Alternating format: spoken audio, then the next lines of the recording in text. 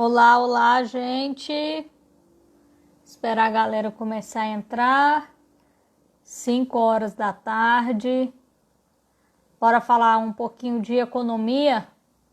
Ontem nós tivemos uma live excelente com o Edson sobre a parte do trabalhador. Hoje nós vamos falar com o professor Paulo Borges, que a gente vai falar sobre economia no Covid. Juliana tá aqui, Juliana Paz, dando oi, Marcos, dando oi também. Sejam bem-vindos todos. Deixa eu desligar aqui meu computador, porque não para de chegar mensagem. Quitéria entrou aqui. Oi, Quitéria, seja bem-vinda, viu? Obrigada. Tô aguardando o professor Paulo Borges entrar aqui na live. Deixa eu falar aqui com ele.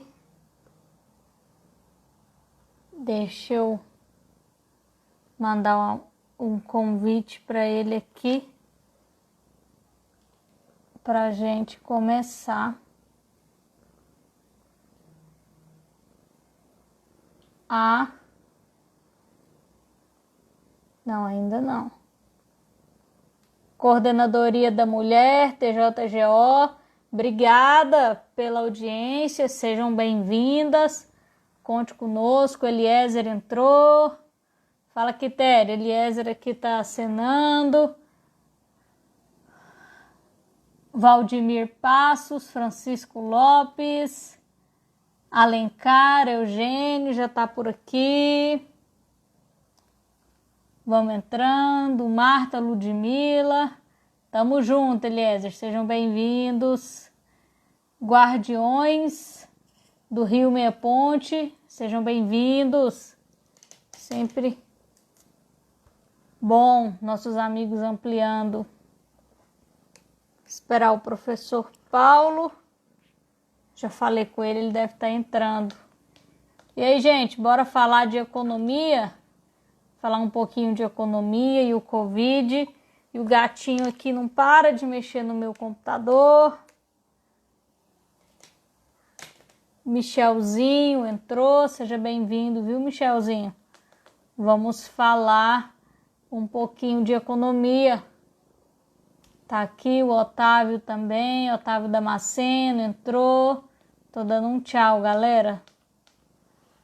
Professor Paulo, deixa eu mandar mensagem para ele.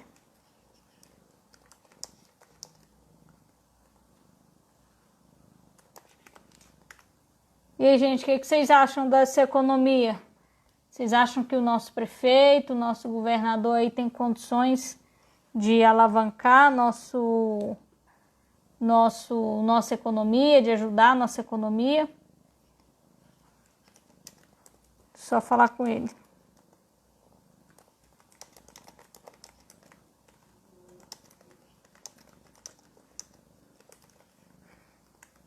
Vou chamá-lo aqui.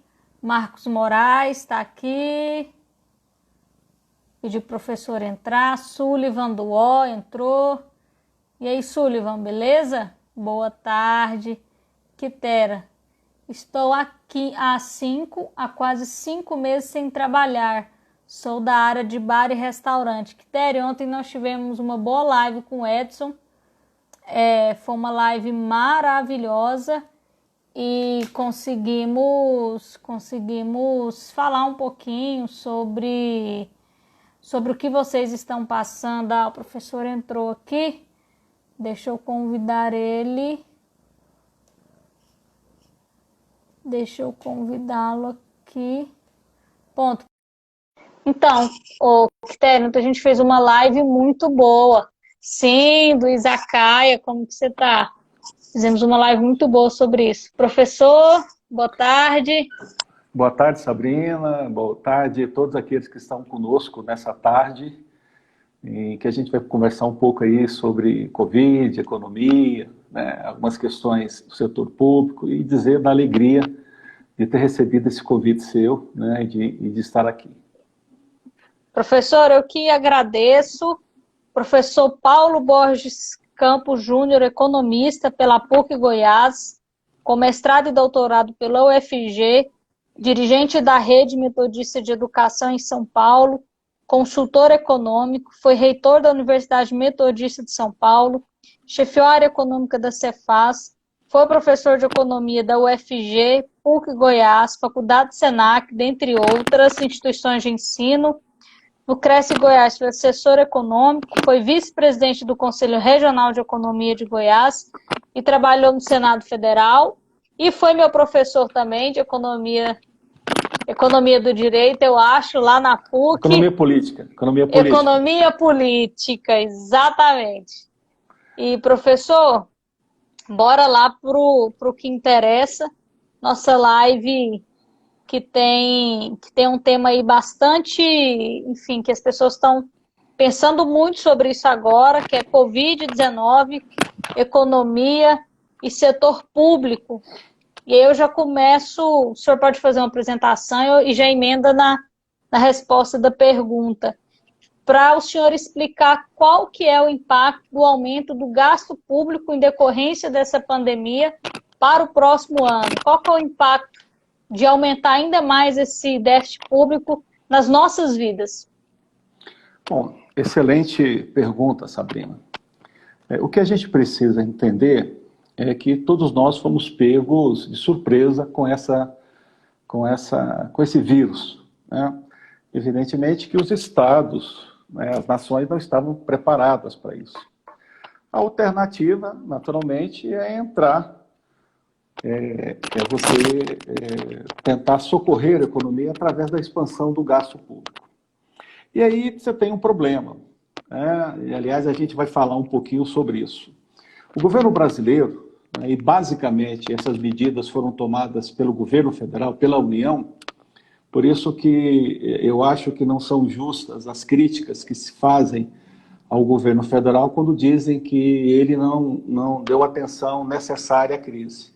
Do ponto de vista econômico, deu sim. Só para você ter uma ideia, dentre as ações que foram implementadas pelo governo federal, além da expansão do crédito, especialmente para aquelas pessoas que não tinham renda declarada, os informais, etc., o governo criou um crédito, né? Criou uma renda de R$600 para cada uma dessas pessoas. Mensalmente, o governo federal gasta com isso, Sabrina, mais de 45 bilhões de reais por mês. Então, se você pegar, foram 3 meses, né? O governo anuncia aí mais 2 meses, então nós teríamos aí 5 meses de 45 bilhões de gastos mensais com o governo federal só com esse tipo de gasto, só com esse tipo de ajuda. Na outra ponta também tivemos uma ajuda para aquelas pessoas formais, para os trabalhadores.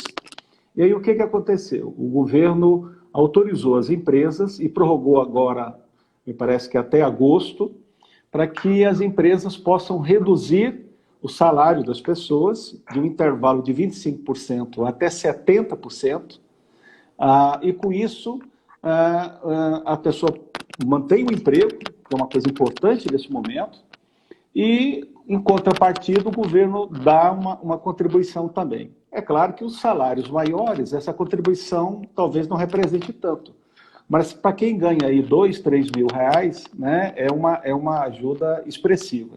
Então, quando você soma tudo, quando você soma todos esses gastos, você tem aí, só por parte do governo federal, o Brasil deve fechar esse ano com um acréscimo de mais de 500 bilhões de reais no seu déficit primário. Quer dizer, então é muito dinheiro que o governo federal está colocando para combater essa pandemia. E aí eu me referi apenas a essa ajuda às pessoas. Eu estava acompanhando aí, inclusive, a sua fala, acompanhando também pela imprensa, uma discussão que está acontecendo hoje em Goiás, que é uma declaração do governo federal que destinou mais de R$1 bilhão para o combate à Covid, né? E as autoridades estaduais dizem que esse valor não chegou a 100 milhões de reais. Né? Fica difícil, né, você entender um pouco isso. Então vamos imaginar que a informação do governo federal esteja correta. Tudo isso vai contribuir para um aumento substancial do gasto público.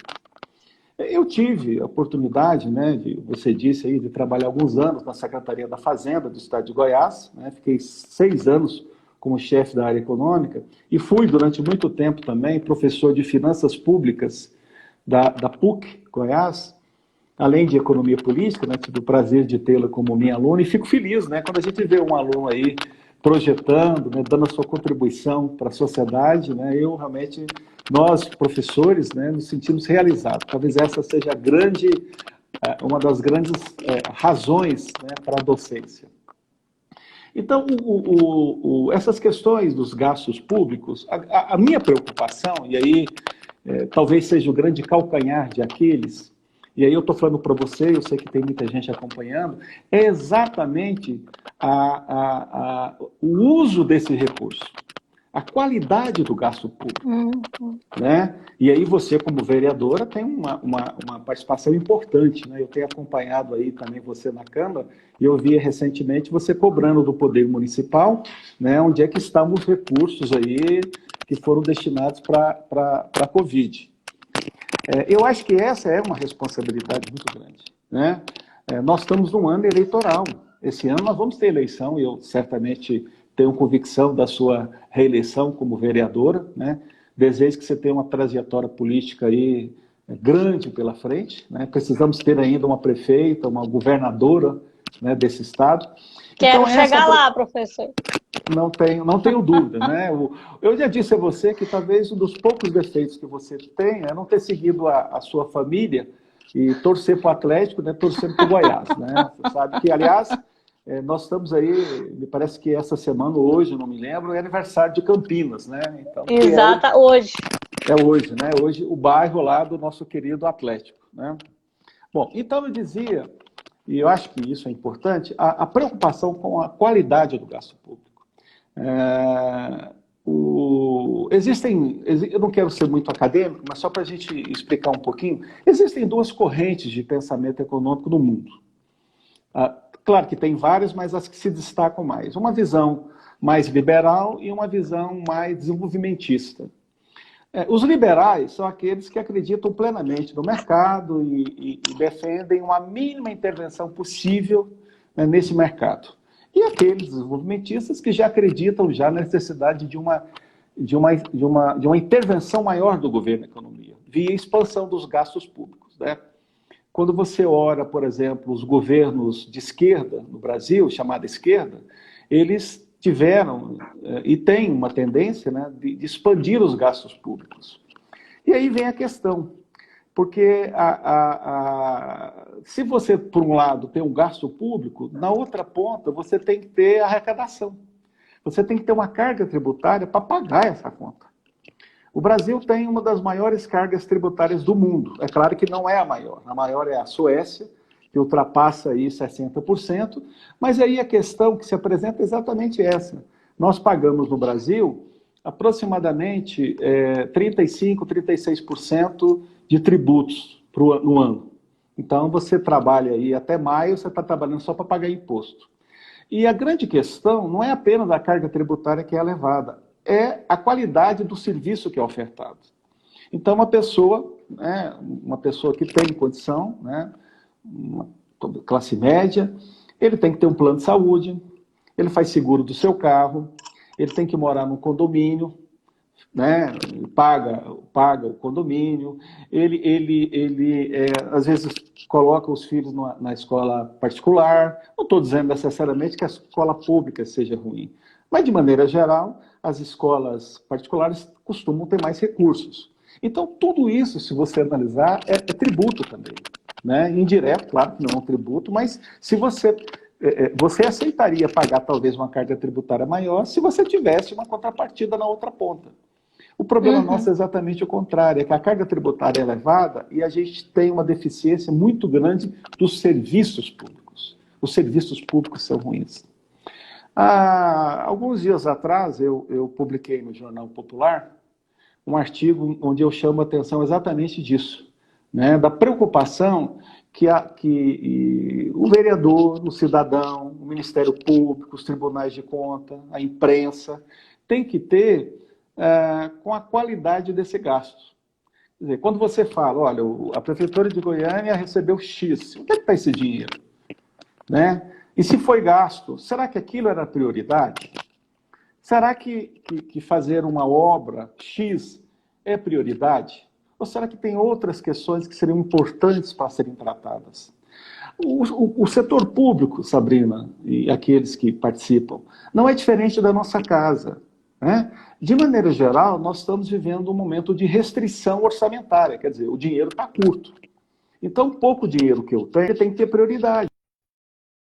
Eu não vou, se eu estou com um problema de salário que foi reduzido,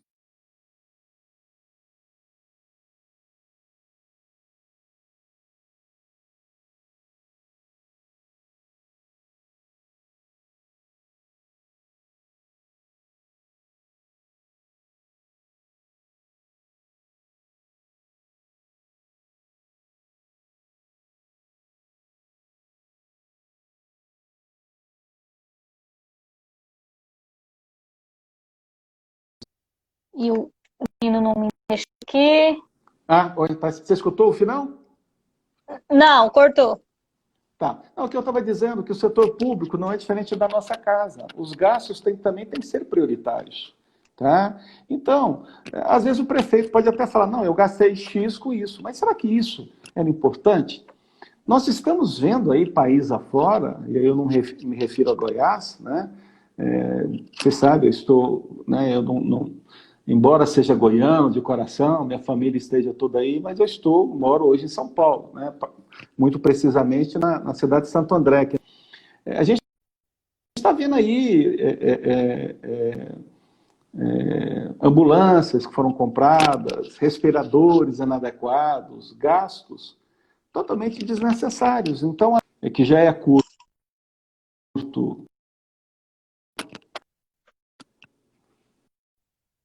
Olá, vamos ver se volta. Oi. Estou ouvindo. Está ouvindo?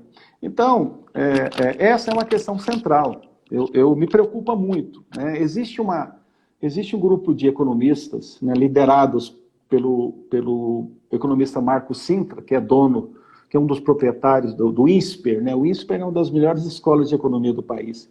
E ele está propondo aí algumas alternativas de meio termo, né? Nem tão liberal demais e nem tão intervencionista demais.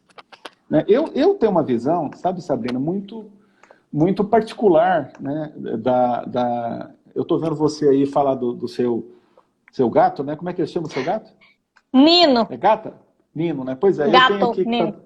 Pois é, eu tenho aqui do meu lado também, está me vigiando aqui, o Chico, que é o nosso gato também, né? E depois eu mostro o Chico aí, se der tempo. Então, eu estava dizendo, né, dessa questão. Eu sou um economista que defende uma participação, às vezes, dentro de limites não tão extensos do Estado da economia, né? Você vê ainda até hoje, existem empresas públicas no Estado, e mesmo, às vezes, no poder público municipal, que são desnecessárias, né? Eu vou chamar a atenção para uma questão, já que a gente está falando de sacrifício, da política do setor público, né? Eu falava que os trabalhadores regidos pela CLT, você é uma advogada, né, conhece bem isso, eles tiveram ou o contrato suspenso ou uma redução de salário, né, de 25% a 70%. Quando eles aposentam, eles vão para o regime previdenciário, normal. Né? Um cidadão que contribuiu com 100% do teto, ele vai aposentar aí com R$6.000, em torno disso.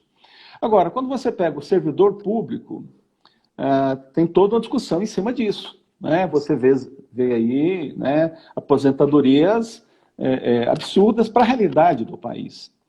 Aí você pode falar, não, mas a pessoa foi compulsada. Sim, mas isso não dá o direito de você ter uma classe, né, que acaba bancando outra como se fosse uma casta. Se nós servidores, se nós trabalhadores do setor privado tivemos que abrir mão de 25% a 70%, de 50% do salário, por que o servidor público não pôde fazer isso também? O que nos diferencia? Sabe? Então, são algumas coisas que estão arraigadas, né, que estão dentro da cultura, né, do país. Né? O Brasil é um um país interessante, porque aqui o Estado chegou primeiro que a nação, né? Então algumas coisas, né, só tem no Brasil, né, cartório. Quer dizer, que sentido que tem você ir num local, uma outra pessoa fala que você é você mesmo. Quer dizer, é um negócio que você só vê no país, algumas jabuticabas. Então, esse apreço pelo serviço público, e eu não estou fazendo aqui nenhuma campanha contra os servidores públicos, só estou dizendo que é uma coisa que só existe no Brasil. E todos nós estamos aqui vivendo essa realidade da pandemia, né? Se, então, os governos não tiverem também a coragem para atacar isso, claro, não estou dizendo sem critérios, não, absolutamente, mas também os servidores públicos precisam dar a sua contribuição nesse momento, senão a conta vai ficar muito pesada para o resto, né? O Brasil tem uma carga tributária, Sabrina, muito...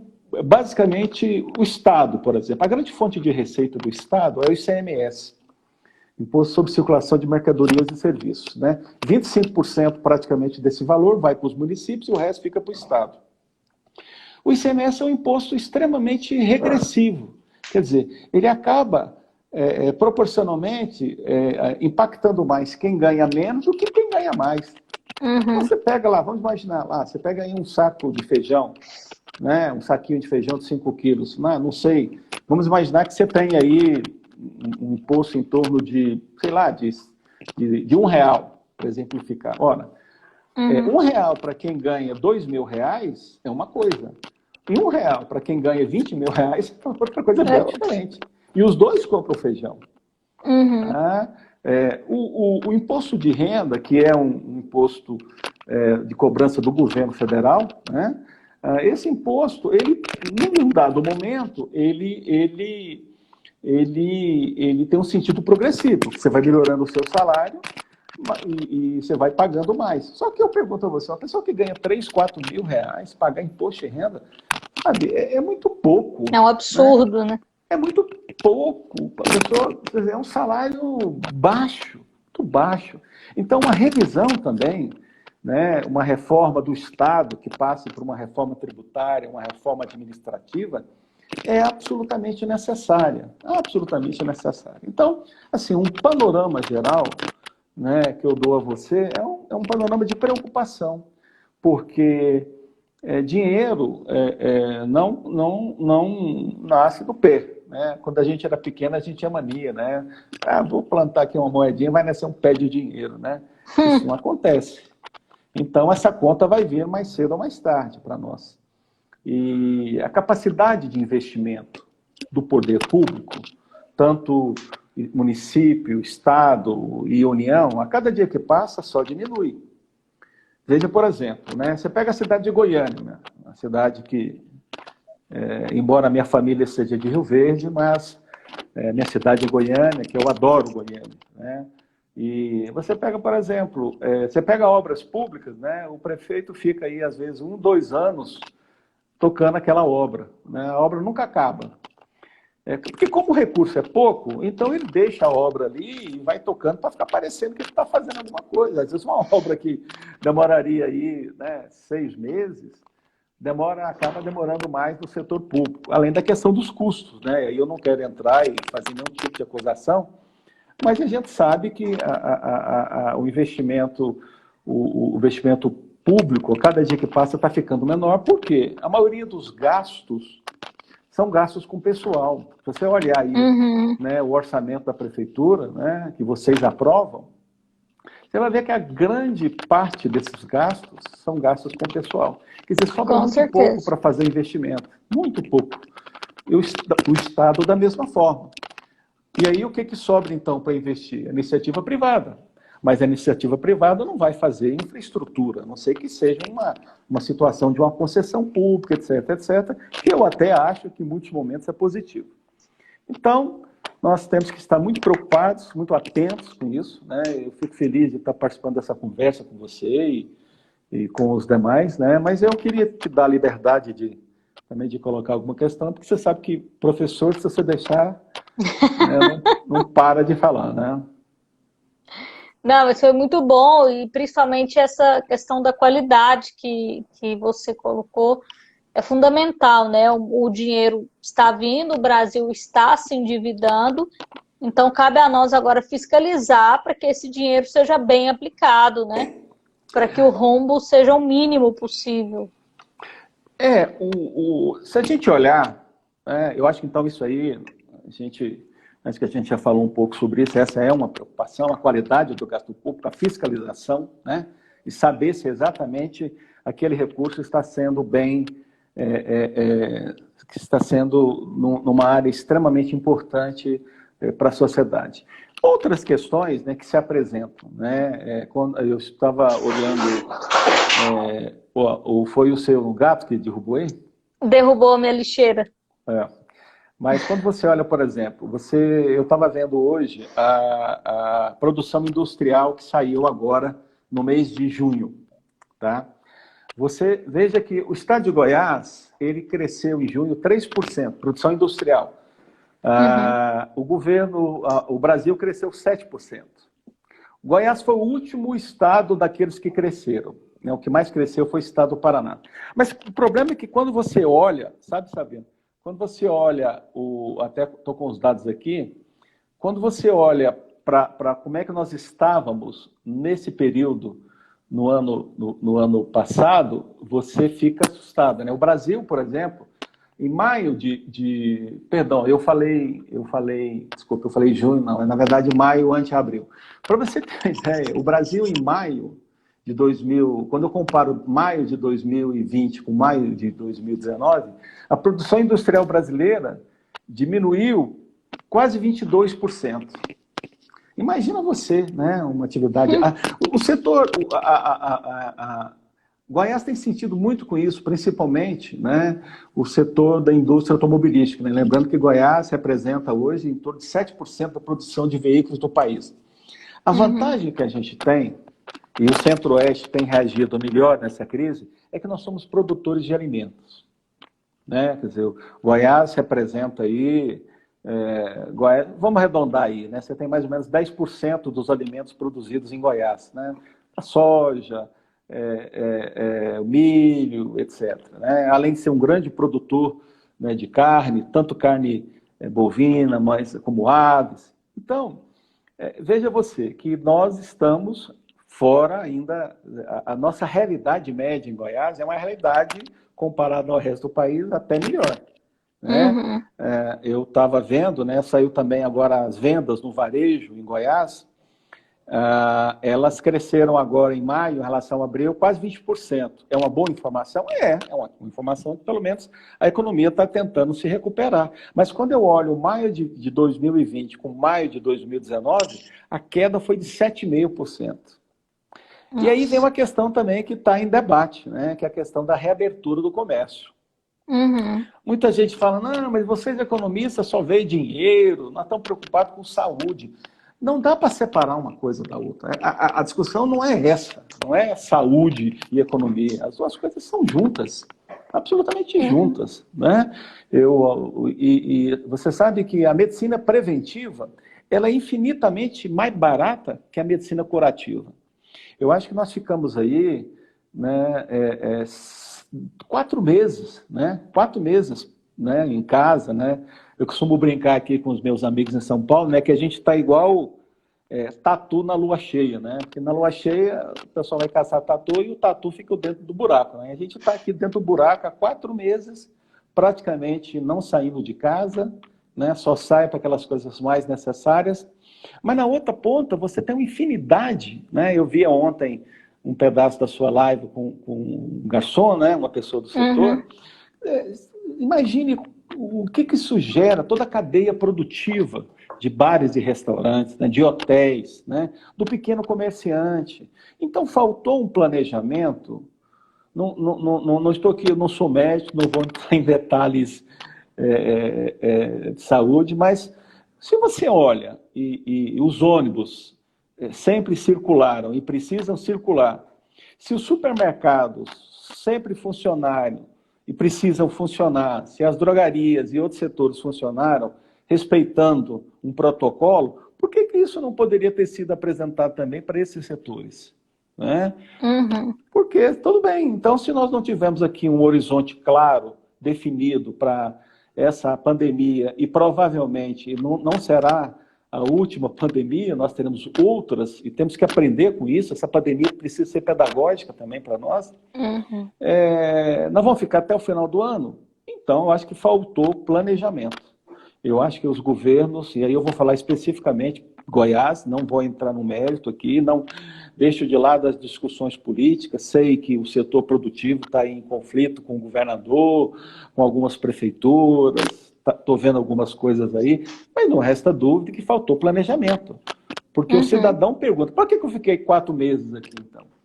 Né? Eu fiquei 4 meses para o governo se organizar.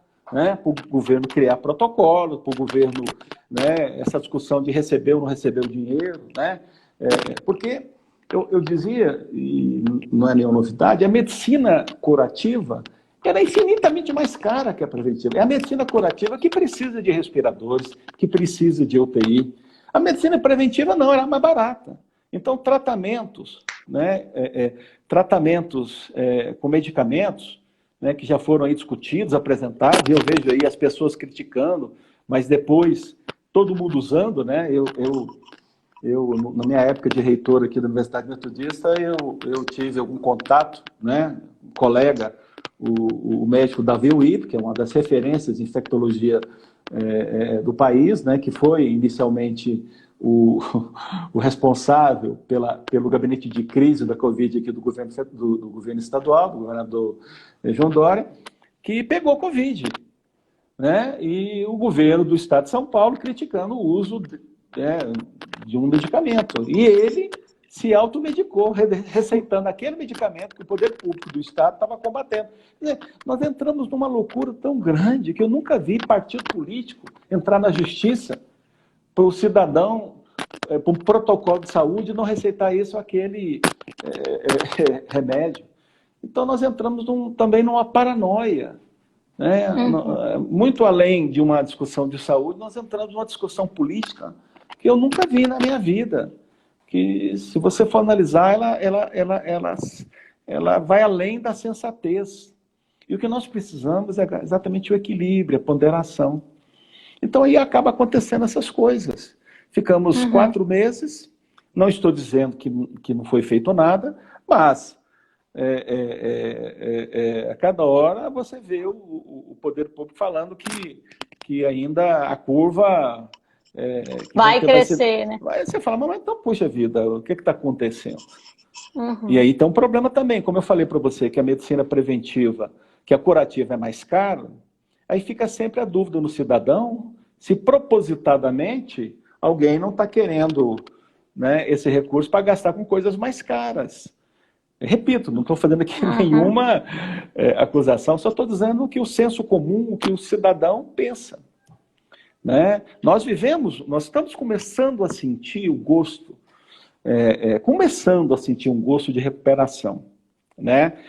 Quando a gente fala numa crise, você tem alguns modelos que a gente usa em economia. Primeiro, seria um V. O que é o V? A economia cai e imediatamente sobe. Tá? Então, seria uma crise em V. É a crise que o ministro Paulo Guedes está defendendo. Ele falou, não, nós caímos, mas agora a gente já começou a recuperar. E tem aqueles que acreditam no U, onde você cai, você passa um momento ainda de crise e depois você volta. Né? Eu acho que seria talvez uma situação um pouco mais realista para o Brasil. Né? Porque tem... você vê, eu estava vendo, né, citando Goiânia, porque eu acho que, né, estou falando aí com autoridade de Goiânia, né, toda uma discussão aí do comércio, né, falaram para um, eu não sei se foi na 44 ou alguém, não, vamos abrir e etc, o pessoal investiu, lavou, foi. E aí depois, não vamos abrir mais. Mas o que é isso? Qual segurança? Né? Quer dizer, as pessoas que já não estão podendo gastar, gastam para se preparar, cria uma expectativa, e isso é muito ruim. A economia funciona muito à base da expectativa. Né? Então, assim, quando eu vejo o país, né? O estado de Goiás, ele tem um resultado um pouco mais produtivo, um pouco mais positivo, porque ele tem uma estrutura de produção onde a base é o agronegócio, né? O alimento, né? As pessoas podem fazer tudo, deixar de comprar um sapato, uma camisa, sei lá o quê, mas não tem como deixar de comer. Então, isso é um ponto positivo, né? E isso, o nosso setor industrial é basicamente um setor voltado também para o alimento, a agroindústria, então isso nos dá uma condição um pouco melhor, né? Mas ainda o estado de Goiás representa menos de 3% de toda a economia nacional. Então, o nosso desenho, né, somos a 9ª economia do país. Então, acho que se você tem essa oportunidade de ter um estado que tem uma característica econômica melhor, tem que aproveitar essa oportunidade. Até porque, sabe, Sabrina, na sua vida política, eu acho que você já entendeu que não existe dinheiro público. O dinheiro é privado. A gestão que é pública. Exatamente. E efetivamente, quem faz o desenvolvimento é a iniciativa privada, né? São os empreendedores. Cabe ao Estado, né, criar infraestrutura, oferecer saúde, oferecer educação, oferecer segurança. Agora, não resta dúvida que se você fica nessa situação onde a qualidade do gasto é ruim, onde o critério, né, é um critério duvidoso em alguns momentos, né, realmente é difícil. Eu tenho no meu currículo, você falou aí ao final, né, do Senado Federal. Eu, muito jovem, né, muito jovem, já estou descendo a parábola, né, mas quando eu tinha em torno de 20 anos, eu fui trabalhar com o ex-governador e senador na época, Mauro Borges Teixeira, né? E eu aprendi muita coisa com o Mauro, né? O Mauro, não todo mundo, mas eu acho que a boa parte das pessoas sabe que o Mauro é filho do Pedro Ludovico, né? Se olhar para trás, né, imagina um governador, né, na época interventor, fazer uma capital, né, como Goiânia, que foi construída, e sair do governo sem nada, praticamente, né? Com uma casa que foi doada por amigos, que é aquela casa ali na 26, né? Aí você vê o Mauro, que é um governador que boa parte de toda a estrutura ainda administrativa que tem o Estado foi construído por ele no chamado Plano MB. Mudaram-se os nomes, essas coisas todas, mas basicamente é isso. Então, esse modelo de seriedade, de compromisso com a coisa pública, né, que vocês jovens, né, que na verdade têm que assumir essa responsabilidade, precisam entender, né? Precisam entender. Não tem sentido, às vezes, os exageros que a gente vê, né? E cada dia que passa, a capacidade do Estado diminui, a capacidade do cidadão pagar imposto, né? Nós já estamos num nível de saturação assim, absurdo, né? Existe uma possibilidade concreta de ter um aumento na carga tributária ainda maior para tentar compensar alguma coisa, né? Talvez, se isso acontecer, deve vir aí acompanhado alguma coisa do imposto de renda, não sei também, mas assim, toda vez que diminui a carga tributária, diminui a capacidade de compra das pessoas, né? E aí, se diminui a capacidade de compra, serão menos produtos comprados, serão menos produtos industrializados. Então, assim, é toda uma economia, ela não é uma coisa isolada, né? Então, acho que a gente precisa discutir isso, sabe? Tudo bem, todos nós temos as nossas preferências partidárias, ideológicas, né? Eu tenho a minha, você tem a sua, esse que está participando aqui também tem, mas o rigor das contas públicas, o compromisso que o prefeito, que o governador, que o vereador, que o presidente, que os deputados, senadores, né? Eu acho que... E mais, nós estamos tendo agora, inclusive, um agravante, que é essa intromissão exagerada, nunca se vista, né, do Supremo Tribunal Federal. né? Quer dizer, de uns 10, 15 anos para cá, antes ninguém nem sabia o que era Supremo. E agora, sabe, a coisa virou assim para um lado que você não consegue entender, né? Quer dizer, o Supremo entrando no Poder Legislativo, entrando no Poder Executivo. Que sentido que isso tem? Que sentido que isso tem? Não tem sentido, sabe? Eu acho que nós estamos vivendo também algumas situações muito delicadas, né? Do ponto de vista da estabilidade, do equilíbrio desses poderes. Não, né? Você é advogada, sabe muito bem o que eu estou falando. Não quero fazer aqui nenhum tipo de comentário específico, mas as informações estão aí para serem vistas, né? Eu acompanhava esses dias para trás do Jornal Popular e estava vendo algumas ações aí da polícia, eu não sei se era a Polícia Federal ou Polícia Civil, de ações contra membros dos tribunais, né, de justiça em Goiás. Quer dizer, puxa vida, né? Sabe, o que está acontecendo, né? Então, até que veja a dimensão disso, né? Então, acho que a melhor forma da gente combater isso é a informação, e a informação transformando em conhecimento, né? Que a nossa análise crítica, né, como cidadão, né, inclusive nesse momento agora que nós vamos renovar as câmaras, né, renovar as prefeituras, que as pessoas deixem de lado aí a história do par da botina, né? Do pé de botina, né? Então, acho que é votar com responsabilidade, cobrar do poder do executivo, do legislativo, e saber que aquele dinheiro é um dinheiro que não é público, é um dinheiro privado, que tem origem nos tributos, que, portanto, precisa ser gasto com responsabilidade. E cabe à Justiça, e particularmente ao Ministério Público, que é um órgão, né, seria um quarto poder, né, apresentar as denúncias e essas pessoas não serem punidas. Porque também a gente fica com um sentimento de impunidade. Né? Sabe? E tudo isso é dinheiro meu, seu, de quem está aí participando conosco nessa live. É uma situação muito delicada, muito séria. Né? A crise está aí, eu acho que nós já estamos querendo... E professor, e aí essa questão da crise, e como que você vê o mercado, a gente falou muito do poder público, mas como que você vê o mercado de trabalho perante essa crise? Como lidar com esses desempregados?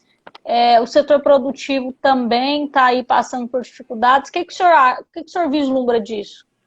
Eu posso garantir a você que o setor privado vai reagir com muito mais rapidez e competência que o setor público. Isso eu posso afirmar a você. Ao mesmo tempo, o mercado de trabalho é um mercado... aquilo que a gente chama hoje aí de uma quarta revolução industrial, que a gente até já perdeu o controle desse número, mas que a cada dia que passa você precisa de um colaborador, né, usando aí uma linguagem mais adequada, o pessoal de RH, com nível de preparo muito acima. Eu costumo falar para os meus filhos, né, eu tenho 2 filhos aqui comigo em São Paulo, a minha esposa, eu falo para os meus filhos, olha, já há muito tempo o bom já não serve mais. Há muito tempo, você tem que ser excelente. E como é que você vai ser excelente? Né? Como é que você forma? O que consegue transformar uma pessoa do ponto de vista socioeconômico? É a educação. Tá? Então, eu acho que esse problema, no momento, nós vamos, infelizmente, conviver aí com um nível de desemprego muito grande. Não resta dúvida que isso vai exigir, inclusive, mais... do acompanhamento naquilo que está sendo gasto dinheiro público, né? Porque se precisar, né? Nós temos aí programas de cobertores sociais, né? Que o governo cria como a Bolsa Família, né? O governo está propondo aí aumentar aí de menos de R$200 para um pouco mais de R$200. Eu acho que não resta dúvida que para algumas situações, para algumas faixas sociais, né? Esse recurso ainda vai ter que ser apresentado. Agora, é o grande desafio da economia. Sabe, eu tenho quase 30 anos de educação, né, como professor, como diretor, reitor de universidade, acho que eu já passei, eu só nunca fui dono de instituição de ensino, mas o resto acho que eu já fui tudo. Como economista, eu sempre falei uma coisa, A inflação é algo importante para ser combatido? É. Né? O câmbio? É. Mas sabe, a coisa mais importante que tem para uma família, mais importante que tudo, é o emprego. O emprego é a coisa mais importante. Porque se não tem um emprego, se as pessoas estão desempregadas, não adianta o preço estar baixo, a inflação não crescer. Não adianta o câmbio estar desvalorizado, a economia crescendo, porque isso não é apenas o cunho econômico, é o cunho social. Quem já perdeu o emprego sabe o que eu estou falando. Né? Você como pai de família, como mãe, como alguém que ajuda a sustentar a família, você perdeu o emprego, você perde os seus valores, você perde o seu amor próprio, você perde um pouco da sua dignidade. Agora, o governo vai ter que ajudar um pouco nesse processo ainda, né? Por isso que eu falo que tem que olhar muito o que está gastando. Eu acho que o Estado, existe uma discussão também muito forte em Goiás, né? O Goiás conseguiu nos últimos anos, a partir dos anos 80, né, uma política uma política agressiva de incentivos e benefícios fiscais, que foi positivo por um lado, teve problemas no outro, mas não resta dúvida que nós temos que atrair empresas para continuar empregando essas pessoas. Né? Eu estava vendo uma entrevista ontem, hoje, não sei, do atual secretário de Indústria e Comércio do Estado, até um colega meu, ex-colega da Secretaria da Fazenda, ele dizendo que o ano passado foram assinados intenções de investimento de 6 bilhões de reais, né, que 70% disso se concretizou. E que esse ano já tem 1 bilhão de reais contratados, que deve acontecer. E são notícias boas. É claro que é muito pouco para a realidade que o Estado precisa. Mas não vai... Você, né, na época que eu trabalhava com política, né, eu acredito que uma boa parte das pessoas que frequentam o seu gabinete vão atrás de emprego. Né? E às vezes ela vê no próprio serviço público uma alternativa a esse emprego. E você sabe que a cada dia que passa, isso praticamente é inviável, inviável, né? Então, acho que a iniciativa privada é um setor produtivo que precisa e que vai dar resposta para isso. Vai conseguir atender todo mundo? Todas as pessoas vão estar empregadas? Essa é a pergunta de $1 bilhão, né? É claro que do ponto de vista econômico, a história não tem sido favorável a isso. A gente acaba tendo um contingente grande de pessoas desempregadas. Mas os problemas do Brasil são tão complexos porque por detrás desse desemprego existe também a variação, os salários no Brasil são muito desiguais. Muito desiguais. Né? Então, às vezes, você pega uma pessoa aí com um salário muito alto, né? E isso no serviço público também. Né? E a gente fica pensando, poxa, de repente, essa pessoa, você poderia ter um ajuste social para que isso permitisse contratar mais pessoas, não ficar concentrada a renda. Né? É uma outra discussão muito forte aí, a concentração de renda que existe no Brasil. Não existe em poucos lugares do mundo. Talvez algumas experiências na África, mas nos países chamados civilizados, é inadmissível o que você vê no Brasil. Então a gente precisa também passar... Isso interessa para a economia? Claro. Isso é um discurso de uma economia de mercado? Sim. Porque para uma economia de mercado você precisa de consumidores. E você só tem consumidor, Sabrina, se as pessoas têm renda. É impossível. Impossível a pessoa consumir. Não vai consumir. Renda. Então, você tem que ter mecanismos de criação de renda. Como é que você faz isso? As pessoas recebendo seus rendimentos. E mais, vamos tirar da cabeça também que vai ser só através do emprego. Não, eu acho que nós temos que estimular uma coisa que é muito comum também, especialmente nos Estados Unidos, em países da Europa, que é o empreendedorismo. Nossa, muito. Falta isso aqui no Brasil. A pessoa tem que empreender para que ela tenha seu negócio próprio. Não importa o tamanho. Porque a gente fica também pensando nessa perspectiva de emprego. Olha,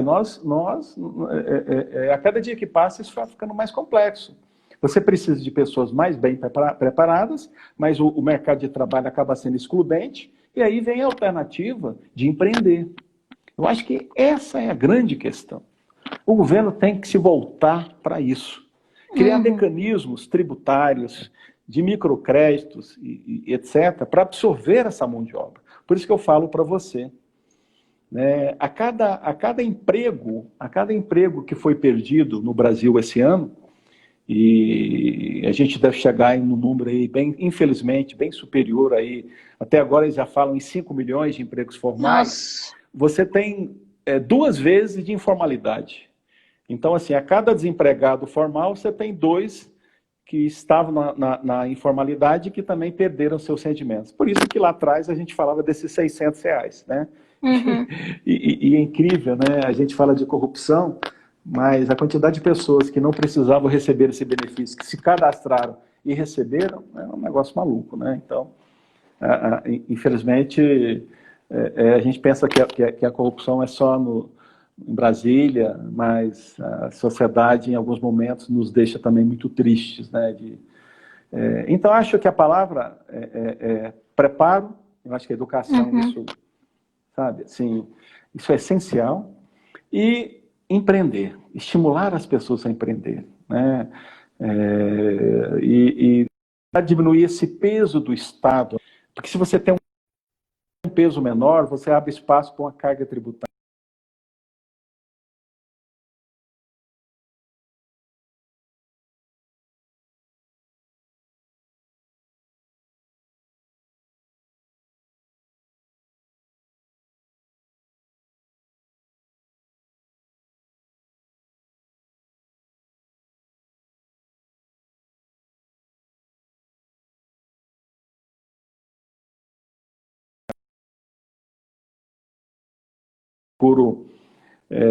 O meu exercício é varrer para dentro, não varrer para fora, né?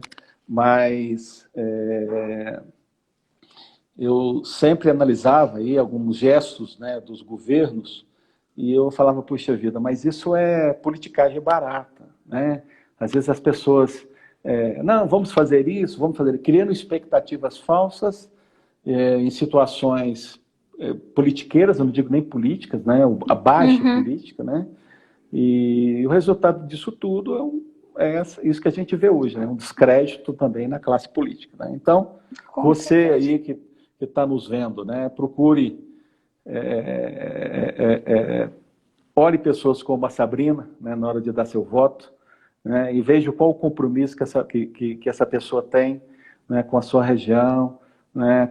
Com a sua cidade, o seu estado. E mais, né, Sabrina, a gente fala, né, que ninguém mora no Brasil, ninguém mora em Goiás, você mora na cidade.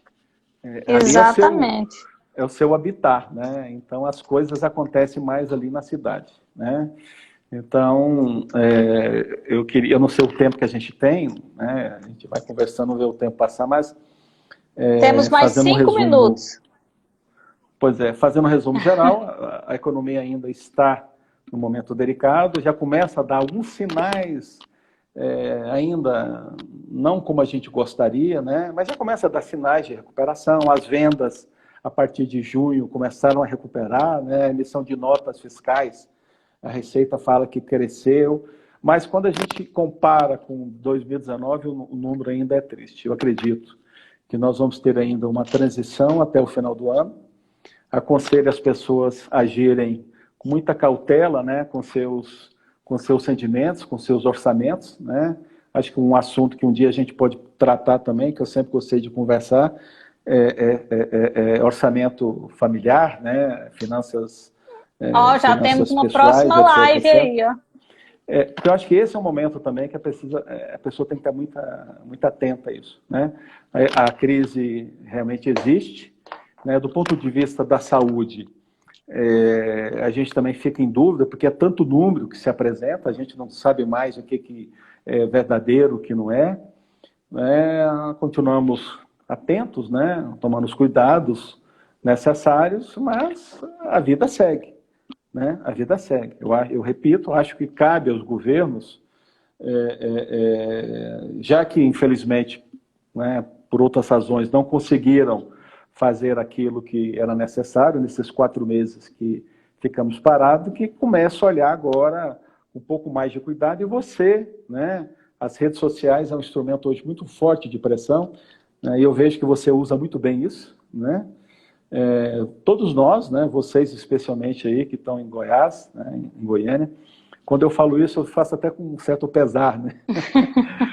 Porque eu vim para cá profissionalmente, talvez até reavalie algumas questões, mas acho que essa é uma tarefa importante. E acho que falas como essa, né, trazerem pessoas que possam colaborar nesse momento, né, colaborar nessa discussão, que tem uma fala desprovida de qualquer ideologia, de qualquer partidarismo, né, porque o que importa no momento é uma fala que ajude, né, no enfrentamento desse processo, né, que seja uma fala ponderada, cuidadosa, sem rancor, sem ódio, né, mas que chame também a responsabilidade que as pessoas precisam ter nesse momento, né, que os governos possam, que o setor produtivo possa se acertar, né, e vice-versa, né, com os governos, principalmente o estadual. Estou vendo aí algumas dificuldades, porque um não vive sem o outro. Uhum. Né? Não tem como você separar o setor produtivo do governo e do governo do setor produtivo. Acho que isso é extremamente importante. Eu vejo pessoas equilibradas, né? Acredito que o governador, né, por toda a sua trajetória política, tenha também essa sensibilidade, né? E a gente, porque se isso também não acontecer, aí pode demorar um pouco mais essa transição, né? É claro que tem muita coisa, né? Eu tinha preparado aqui muita coisa para falar, mas eu sabia que essa discussão do setor público iria prevalecer, e é uma área que eu gosto muito, né? Que eu gosto bastante, e as pessoas precisam estar muito atentas, né? Em vez de você constantemente lá da tribuna da Câmara Municipal, Da Câmara. né? Eu não comentei com você também, eu tenho uma relação, não é uma relação direta, mas eu tenho um tio meu que foi presidente da Câmara um tempo e fez uma gestão também moderna, já é uma pessoa já de gerações passadas, né? O professor Daniel Borges Campos, né, que dirigiu a Câmara Municipal, uma pessoa com uma formação acadêmica e moral muito robusta, né?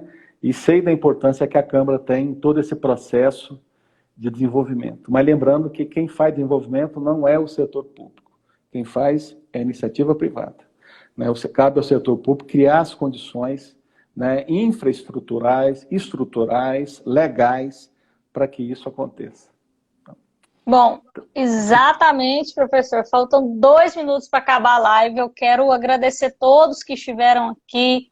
Valdo, professora Adriana, Vera, Sebastião, Wendel, Fernandinho, Pabline, Gabriela, vereador Jair Diamantino, Juliana, Ademir, Johnny, Luciano, Tiago, Ana, enfim. Gente, obrigada a todos. Muita gente acompanhando a gente, professor. Muita gente pedindo mais lives com o senhor. Adoraram o tema. Eu acho que a gente tem muito para falar sobre economia. E de uma maneira descomplicada, como o senhor falou, que todo mundo consegue entender. Eu agradeço a sua disposição. A Rosária está aqui também. Então, quero assim, agradecer. E numas próximas semanas, eu não sei como que vai estar essa agenda aí do senhor também, se a gente puder fazer outras lives com outros temas acerca da economia, vai ser bem bacana, porque o pessoal aqui adorou bastante. Muito obrigado, Sabrina, pela gentileza, né? Muito obrigado a todos aqueles que acompanharam, né? Eu acho que é responsabilidade que todos nós temos como cidadãos, né?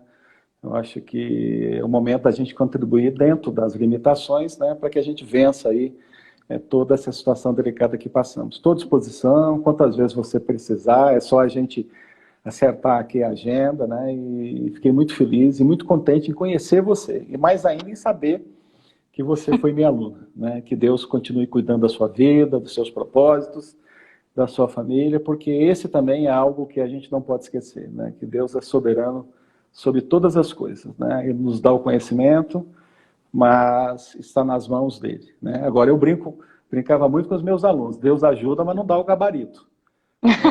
Tem que se De jeito preparar, nenhum. tem que estudar, né? Obrigado, um abraço a todos vocês. Viu? Obrigada, professor, pelas palavras, por tudo. Fica com Deus também. Um bom resto de Amém. semana. Até Obrigado, vocês mais, também. gente.